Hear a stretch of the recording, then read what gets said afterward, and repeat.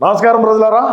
మన జగనన్న అసెంబ్లీకి పోయి నిలదీయండి అంటే అసెంబ్లీలో నిలదీయడు, కానీ మరి ఇంట్లో కూర్చొని రికార్డెడ్ ప్రెస్ మీట్లు పెట్టి అయితే నిలదీసి పైకి చేస్తాడు. మరి ఏమి నిలదీసి మాట్లాడినాడు, ఏమి నెగ్గదీసి మాట్లాడినాడు అనేది మన సాక్షిలో వచ్చింది. కాబట్టి దాన్ని మనం ఒక చిన్న వీడియోని విశ్లేషణ చేద్దాం. ఇక ఏమి రాశారు ఏంటంటే, ప్రభుత్వాన్ని గట్టిగా నిలదీయాలి. ఈ నిలదీయడం ఏందో అసెంబ్లీ లేకపోయి నిలదీ మనం చేసినటువంటి చారిత్రాత్మకమైనటువంటి పనుల గురించి వివరించు, మనం ఏ విధంగా 5 సంవత్సరాలు పాలన అందించినామో వివరించు.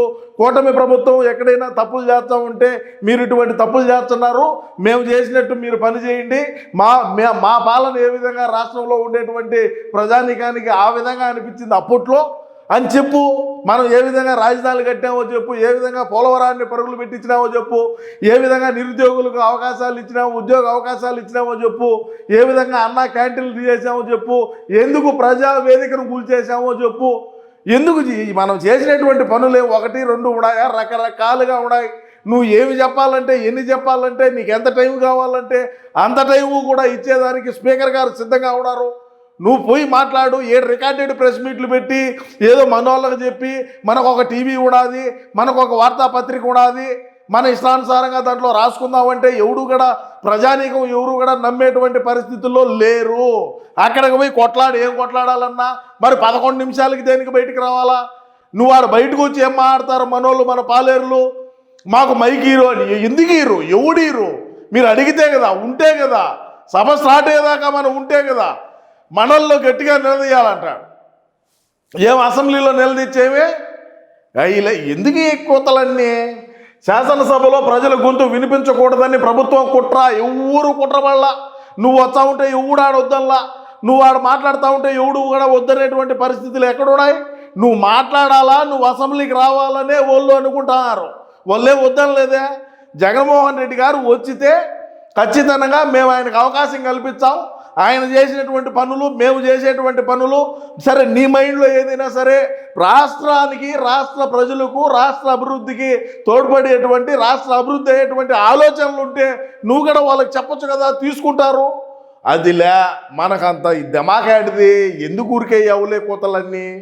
అదేవిధంగా అందుకే ఏకైక ప్రతిపక్ష పార్టీ అయిన వైఎస్ఆర్సీపీని ప్రధాన ప్రతిపక్షంగా గుర్తించడం లేదు. ఎవడు గుర్తియాలా? చంద్రబాబు నాయుడు గుర్తించానో, పవన్ కళ్యాణ్ గారు గుర్తించానో, లేకుంటే అక్కడ ఉండేటువంటి బీజేపీ వాళ్ళు, లేకుంటే స్పీకరో కాదు గుర్తించాల్సింది. రాష్ట్ర ప్రజానీకం ఇది ప్రధాన ప్రతిపక్ష పార్టీ అని చెప్పి మనకు ప్రధాన ప్రతిపక్ష పార్టీకి రావాల్సిన సీట్లు కూడా ఇవ్వలేదు కదా. వాళ్ళు ఎందుకు గుర్తించేది? మళ్ళీ వీళ్ళు ఎందుకు గుర్తించేదంట? మండలిలో సంఖ్యాబలం ఉంది కాబట్టి ప్రజా సమస్యలపైన గట్టిగా గొంతెత్తాలి. నువ్వు మాత్రం ఇంట్లో కూర్చొని ఉండాలా, నువ్వు బయటకు వచ్చి మాట్లాడకూడదు, నువ్వు అసెంబ్లీకి పోకూడదు. నువ్వు అసెంబ్లీకి పోయి మాట్లాడేయా? నువ్వు చంద్రబాబు నాయుడు గతంలో ఒకడే కూర్చొని మాట్లాడినాడు, గుర్తున్నాదో లేదో. మరి మనము 11 మంది ఉన్నారు, 11 మంది నేర్చుకొని పో, వెనకాల నీతో పాటు 10 మంది ఉన్నారు కదా, తొడుకొని పోయి కూర్చొని పెట్టి మాట్లాడండి, కొట్లాడండి. రాష్ట్రం కోసమే కదా ఏం చేసా అక్కడ. అంటే మనం అధికారంలో ఉన్నప్పుడు మన స్వలాభాల కోసమో, మన బంధువుల కోసమో, మన చుట్టుపక్కల ఉండేటువంటి పాలేరుగాళ్ళ కోసమో మనం చేసినాం. అవన్నీ మనం ఇప్పుడు అడిగిపోయి కూటమి ప్రభుత్వం అడిగేటువంటి ప్రశ్నలకు మన దగ్గర సమాధానం చెప్పే దమ్ము ధైర్యం లేదు. మనం చేసినటువంటి అవినీతి బాగోతాలన్నీ ఏడ బయటపడతాయో, వాళ్ళు ఏడ ప్రశ్నిస్తారో దాన్ని రాష్ట్ర ప్రజానీకం అందరూ కూడా ఎక్కడ చూస్తారో. మనం చేసిందంతా చేసినాం కదా. వాళ్ళు ఇప్పుడు కూటమి ప్రభుత్వం వాళ్ళు లెక్కలతో సహా చెప్తారు అసెంబ్లీకి కన్నా మనం పోతే అనే భయంతోనే ఇటువంటి కోతలన్నీ కూడా కూర్చొని నీడలో కూర్చొని. అదేవిధంగా ఎమ్మెల్సీలకు వైఎస్ఆర్సీపీ అధ్యక్షుడు మాజీ సీఎం వైఎస్ జగన్ దిశానిర్దేశం. మనకెవడు ఇచ్చినట్టు దిశానిర్దేశం అది కదా. మనకెవడో ఒకటి దిశానిర్దేశం ఇచ్చేదే కదా మనం మాట్లాడేది.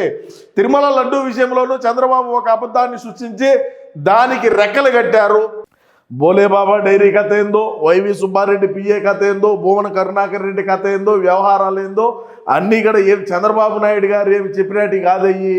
అది సిబిఐ చెప్పింది, ఈడీ, సిట్టు, రకరకాలైనటువంటి దర్యాప్తు సంస్థలన్నీ చెప్పి ఎన్డీటీవీ రిపోర్ట్ వచ్చి అక్కడ జరిగింది వాస్తవం అని చెప్తే ఇంక నువ్వు చెప్తున్నావు ఒక బొంగులోది ఏదో వింటారు రాష్ట్రంలో ఉండే ప్రజానీకం.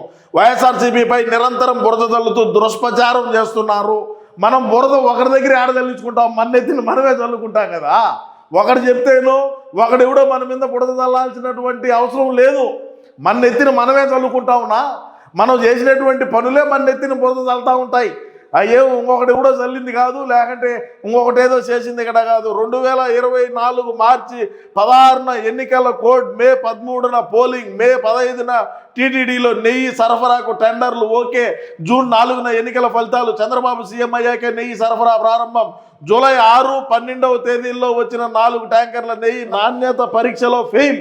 వాయమ్మా, కానీ ఇంకా ఏందో వాటిని వెనుక్కు పంపిన టీటీడీ ఆగస్టు, సెప్టెంబర్లో తిరిగి అదే నెయ్యి సరఫరా, తిరస్కరణకు గురైన నెయ్యిని మళ్ళీ ఎలా అనుమతించారు? ప్రజలకు క్షమాపణ చెప్పాల్సింది చంద్రబాబే. ఖచ్చితంగా మన పార్టీ అధికారంలో ఉన్నప్పుడు మన వైవి సుబ్బారెడ్డి, మన భూమన కరుణాకర్ రెడ్డి, మన ఈఓ ధర్మారెడ్డి ఎవరైతే ఉన్నారో వాళ్ళ అధ్యక్షతనే కల్తీ నెయ్యి జరిగింది. ఇది వాస్తవం, ఇది వాస్తవం. ఖచ్చితంగా తిరుమలలో జరిగినటువంటి అవినీతి అక్రమాలు అన్నీ ఇన్ని కాదు. నువ్వేమో ఆడు కూర్చొని నీకు రావాల్సినటువంటి కమిషన్ నీకు వస్తూ ఉంటే, ఆయన రావాల్సినటువంటి కమిషన్ ఆయనకు పోతూ ఉంటే, ఏమీ తెలియనటువంటి నంగనాసుల మాదిరి ఆడు కూర్చొని ఉంటే, హిందువుల గురించి, హిందూ దేవాలయాల గురించి, హిందూ సాంప్రదాయాల గురించి నువ్వు మాట్లాడితే రాష్ట్రంలో ఉండేటువంటి ప్రజానీకం దేంతో నవ్వుతారనేది ఒకసారి ఆలోచన చేసుకుంటే ఇంకా బాగుంటుంది. సూపర్ 6 హామీలు నెరవేర్చకుండా ప్రశ్నించిన వారిపై దాడులు, అక్రమ కేసులు, ఎవరి మీద దాడులు పెట్టారు, ఎవరి మీద అక్రమ కేసులు కట్టినారు. మనం సోషల్ మీడియాలో ఒక వృద్ధురాలైనటువంటి ఆమె భావం వ్యక్తం చేసే ఆమె మీద సిఐడి కేసులు పెట్టాం.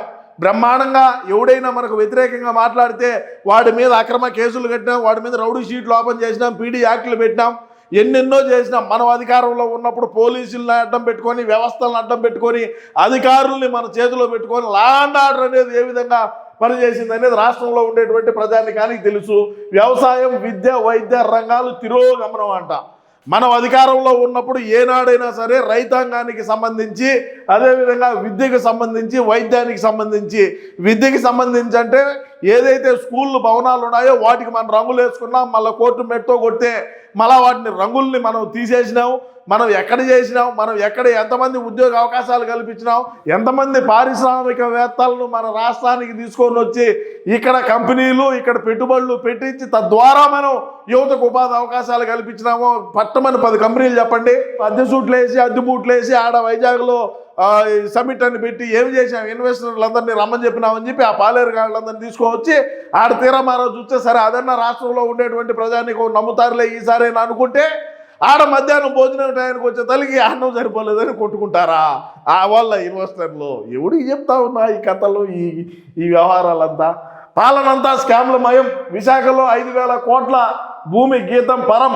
వీటన్నిటినీ గట్టిగా ప్రశ్నించాలి, ప్రజల తరపున గొంతు వినిపించాలి. మరి ఇనిపి, నువ్వు ఆ గీతం కథ ఏందో ఇనిపి, మరి లడ్డు వ్యవహారం ఏందో ఇనిపి, అదేవిధంగా మనం ఈ రాష్ట్రం ఏదో ఇది చేస్తుంది అది చేస్తుంది అంటున్నారు కదా, పీపీపీ మోడల్ అంటున్నాం కదా, దాన్ని ఇనిపి నువ్వు అసెంబ్లీకి పో. నువ్వు అసెంబ్లీకి పోయి నీ నిలదీసి ఫైయింగ్ ఏదన్నా ఉంటే ఆడ నిలదీయమని కూడా నేను ఈ సందర్భంగా తెలియజేసుకుంటూ, ఈ మాటలన్నీ గతంలో రాష్ట్రంలో ఉండేటువంటి ప్రజానీకం అందరూ నమ్మి మనకు 151 స్థానాలు ఇచ్చినారు. చూసినారు మనం చేసేటువంటి పాలన, మనం చూసేటువంటి చూపు అన్నీ కూడా రాష్ట్రంలో ఉండేటువంటి ప్రజానీకం అందరూ కూడా చూసినారు ప్రజలారా. సో ఇక మనం ఏది ఏమైనప్పటికీ మనమైతే అన్నను ప్రధానం చేసేదాకా మన ఈ పోరాటం ఆగదు. నా ఈ పోరాటంలో మీరందరూ కూడా నాకు సహకరిస్తారని మనస్ఫూర్తిగా కోరుకుంటూ నమస్కారం.